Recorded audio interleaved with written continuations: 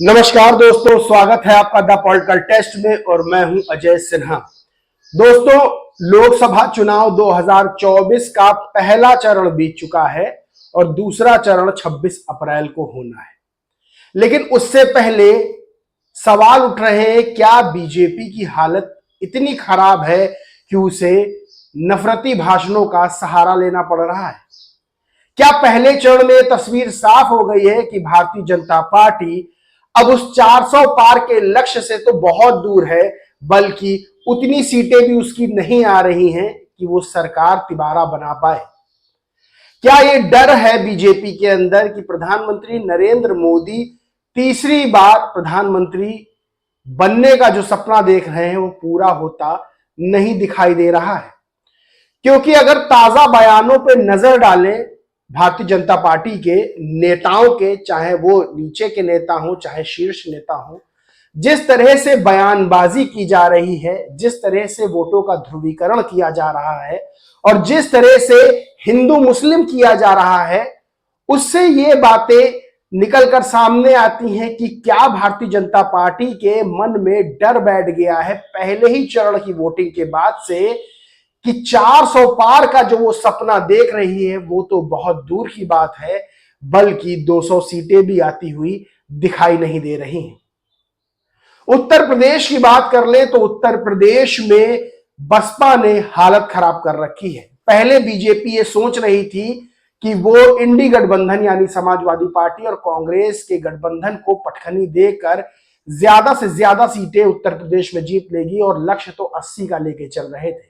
लेकिन जिस तरह से बीएसपी ने वापसी की, जिस तरह से आकाश आनंद ने मोर्चा संभाला, जिस तरह से बीएसपी सुप्रीमो मायावती ने रैलियों को संबोधित किया और जिस तरह से समर्थकों का उत्साह और बीएसपी की रैलियों में भीड़ दिखी, उसके बाद से चिंता की लकीरें बीजेपी के मन में बैठ गई हैं।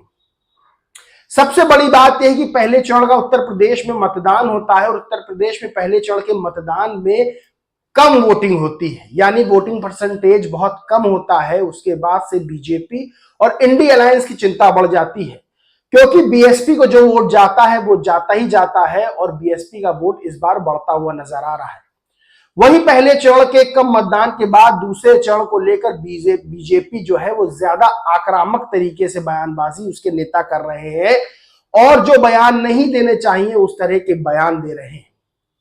ये साफ दिखाता है कि बीजेपी के मन में एक डर बैठा हुआ है और वो डर कहीं ना कहीं बीएसपी को लेकर भी है कि बीएसपी जिस तरह से वापसी कर रही है, पहले ये 2 ध्रुवी चुनाव था, यानी 2 धड़े चुनाव के थे, एक इंडिया अलायंस और एक बीजेपी। वहीं जब से तीसरा धड़ा यानी बीएसपी फाइट में आई है, तब से बीजेपी की नींदें उड़ गई है।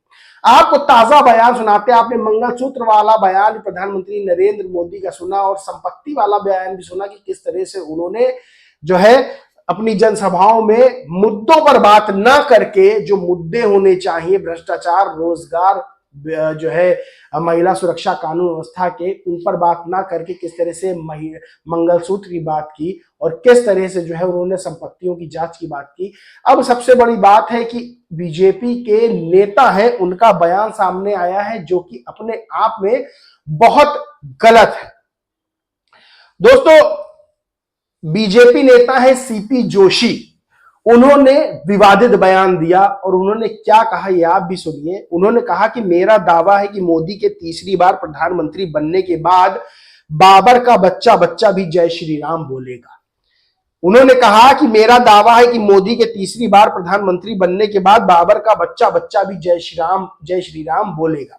यानी ये बात समझिए कि किस तरह से बीजेपी के नेता जो है वो इस तरह की भड़काऊ बयानबाजी कर रहे हैं, इस तरह की बयानबाजी कर रहे हैं जिससे एक वर्ग जो देश में अच्छी खासी संख्या में है और उसको उतना ही अधिकार है जितना हिंदुओं को है, जितना सिखों को है, जितना ईसाइयों को है, उस मुस्लिम वर्ग के खिलाफ इस तरह की बयानबाजी करते हैं, तो ये दिखाता है कि किस तरह से बीजेपी के मन में हार का डर है। वहीं इस बयान को लेकर आकाश आनंद ने बहुत तगड़ा रिएक्शन दिया है। आकाश आनंद ने लिखा कि चुनाव और वोट के आगे इनको कुछ समझ ही नहीं आता, कम से कम थोड़ी शर्म ही कर लेते, नफरत और धर्म की राजनीति में अंधे भाजपा के नेता ये भूल जाते हैं कि देश में लोकतंत्र है। इनके शब्द, इनकी भाषा लोकतंत्र के लिए खतरा है। इलेक्शन कमीशन क्या इसको संज्ञान में लिया जाएगा? आकाश आनंद ने बहुत तगड़े ढंग से इस बयान का विरोध किया। दोस्तों, सवाल यह खड़ा होता है कि क्या बीजेपी के नेताओं के बयान का विरोध जिस तरह से आकाश आनंद ने किया, क्या उस तरह से कोई दूसरा नेता इस तरह के बयानों का विरोध कर रहा है? क्या इस तरह के बयानों के खिलाफ है? क्योंकि मुस्लिमों का वोट तो दोस्तों सबको चाहिए और इंडी अलायंस जो है वो मुस्लिमों के वोट के सहारे लड़ रहा है। लेकिन क्या वो इस तरह के बयानों का विरोध करता है जब बीजेपी के नेता, बड़े नेता मुस्लिमों के खिलाफ इस तरह के बयान देते हैं, भड़काऊ बयान देते हैं? आकाश आनंद ने तगड़ा रिएक्शन दिया इस पर और चुनाव आयोग से संज्ञान लेने की मांग भी की है कि इस पूरे मामले पर, इस बयान पर संज्ञान लें। वहीं दोस्तों, अमिताभ अग्निहोत्री हैं, वरिष्ठ पत्रकार हैं, जाने माने देश के पत्रकार हैं और राजनीति को बहुत अच्छी तरह से समझते हैं। अमिताभ अग्निहोत्री ने बीच डिबेट में कहा कि बीएसपी सुप्रीमो मायावती, यानी कश्मीर से कन्याकुमारी और असम से गुजरात तक बसपा सुप्रीमो मायावती एक लौती ऐसी नेता है जिन्होंने अपनी जनसभाओं में बाबरी मस्जिद के शब्द का प्रयोग किया, यानी बाबरी मस्जिद शब्द का प्रयोग किया और नाम लिया और कहा कि मस्जिद जब बनेगी तब उन्हें खुशी होगी। मंदिर बना खुशी है, मस्जिद भी बनेगी तो खुशी होगी। क्योंकि दोस्तों, ये देश ऐसा है जहां सभी धर्मों का सम्मान है और संविधान भी हमको वो ताकत देता है, सभी धर्मों को ताकत देता है कि सभी लोग अपने अपने धर्म को पूरी तरह से मान सकें। लेकिन राजनीति के लिए बयानबाजी इस तरह की जाती है, कुछ सीटें हासिल करने के लिए इस तरह की बयानबाजी की जाती है जिससे एक वर्ग के दिलों में बहुत चोट पहुंचती है। अमिताभ अग्निहोत्री ने कहा कि कोई ऐसा नेता दिखा दीजिए पूरे भारत देश में जिसने बाबरी मस्जिद शब्द का नाम लिया हो। सिर्फ मायावती एक ऐसी नेता है। वहीं उसमें समाजवादी पार्टी के भी प्रवक्ता बैठे हुए थे, बीजेपी के प्रवक्ता बैठे हुए थे और अमिताभ अग्निहोत्री ने कहा समाजवादी प्रवक्ता से, इंडी गठबंधन से, कि आप लोग ना इधर स्टैंड ले रहे हैं ना उधर स्टैंड ले रहे हैं। लेकिन बीएसपी सुप्रीमो मायावती ने डंके की चोट पे आज के समय, यानी आज के समय जब इस तरह का शब्द लेना भी समझ लीजिए सरकार की नजरों में आना है, तब बसपा सुप्रीमो मायावती ने इस तरह के शब्द का प्रयोग किया। यानी बताता है कि बीएसपी सुप्रीमो मायावती किस तरह से मुस्लिमों के लिए लड़ाई लड़ रही हैं। यानी जिस तरह से मुस्लिमों के ऊपर कथित तौर पर अत्याचारी खबरें आती हैं, उनको दबाने की खबरें आती हैं, उसके खिलाफ बसपा सुप्रीमो मायावती स्टैंड ले रही हैं। वहीं आकाश आनंद ने भी अपनी रैली में ये बात कही थी कि राम मंदिर बना बहुत अच्छी बात है, लेकिन जिस दिन बाबरी मस्जिद बनेगी उस दिन और खुशी होगी और उस दिन जाएंगे। दोस्तों, राजनीति सिर्फ स्वार्थों पे नहीं की जाती है, बल्कि राजनीति में एक स्टैंड लेना पड़ता है। अगर आप हिंदुओं के लिए स्टैंड लेते हैं तो आपको मुस्लिमों के लिए भी स्टैंड लेना पड़ेगा, आपको सिखों के लिए भी स्टैंड लेना पड़ेगा, आपको ईसाइयों के लिए भी स्टैंड लेना पड़ेगा। क्योंकि आप राजनेता हैं, आप जन नेता हैं और जब जन की बात होती है तो सभी धर्म, सभी जाति, सभी पंथ, सभी मजहब उस जन में शामिल होते हैं। फिर ना कोई हिंदू होता है ना कोई मुस्लिम होता है। लेकिन क्या कुछ राजनीतिक दल भड़काऊ बयानबाजी करके सीटें जीतना चाहते हैं?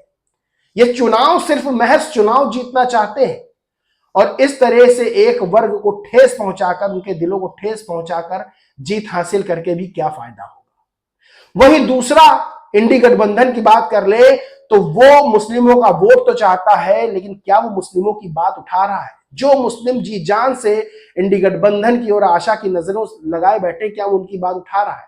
वहीं बीएसपी सुप्रीमो मायावती, आकाश आनंद लगातार मुस्लिम समुदाय की बात ही नहीं उठा रहे हैं, बल्कि मुस्लिम समुदाय को टिकट भी दे रहे हैं। यानी सबसे ज्यादा मुस्लिम प्रत्याशियों को उतारने वाली अगर कोई पार्टी है उत्तर प्रदेश में तो वो बीएसपी है। और ये बताता है कि महज आप बात नहीं करते हैं, बल्कि एक कदम आगे जाके प्रतिनिधित्व देने की कोशिश करते हैं।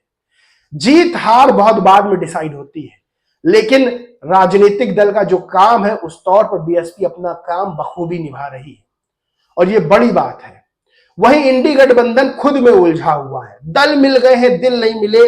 वीडियो सामने आया है दोस्तों, वीडियो सामने आया है कि किस तरह से जो है वीडियो में किस तरह से लड़ाई कर रहे हैं नेता लोग। यानी सभा थी दानिश अली के लिए, और दानिश अली के लिए सभा में समाजवादी पार्टी, कांग्रेस, आम आदमी पार्टी के नेता जो है जमा थे और सब आपस में भिड़ गए। वीडियो दिखा नहीं सकते हैं लेकिन ये वीडियो है क्योंकि इसमें मारपीट इतनी है कि बस शुरुआती वीडियो की मारपीट से है। तो दोस्तों ये स्टैंड है इंडी गठबंधन का बीजेपी के आगे, यानी ये सोच लेकर बीजेपी से वो लड़ रहे हैं। बात मुस्लिमों की करती है लेकिन जब मुस्लिमों पर अत्याचार और उनको दबाने की बात आती है तब इंडी गठबंधन क्या स्टैंड लेता है, सवाल खड़ा होता है। वहीं बीजेपी जो है, बीजेपी के नेता इस तरह की बयानबाजी करके, वोटों का पोलराइजेशन करके, ध्रुवीकरण करके वो सिर्फ सत्ता हासिल करना चाहते हैं। लेकिन क्या इससे भारत की एकता बढ़ेगी? क्या इससे भारत जीतेगा? मानिए बीजेपी जीत जाती है लेकिन क्या भारत जीतेगा? वहीं बीएसपी एक तरफ हिम्मत करके मुस्लिमों के लिए आवाज उठा रही है, मुस्लिमों को टिकट दे रही है, भरे मंच से मुस्लिमों के हित की बात कर रही है, जो एक राजनीतिक दल को करना भी चाहिए। और बीएसपी सुप्रीमो मायावती और आकाश आनंद लगातार बात कर रहे हैं। और बीजेपी नेता सीपी जोशी के बयान का जिस तरह से विरोध किया आकाश आनंद ने, वो अपने आप में काबिल तारीफ है। और चुनाव आयोग से भी कहा कि क्या इसका संज्ञान लिया जाएगा या नहीं लिया जाएगा।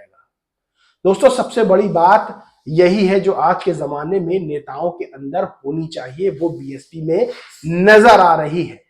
यानी भले ही उसके राजनीतिक विरोधी दल बीजेपी के खिलाफ, बीएसपी के खिलाफ, माफ कीजिएगा, कितनी भी बातें कर लें, बीएसपी के खिलाफ सोशल मीडिया पर हवा उड़ाएं, बीएसपी के खिलाफ सोशल मीडिया पर और मीडिया में बयानबाजी करें, लेकिन सच यही है कि जो बीएसपी कर रही है सभी देश के नागरिकों के लिए, मुस्लिमों के लिए, वो कोई और दल कर रहा है क्या? ये बड़ा सवाल खड़ा होता है।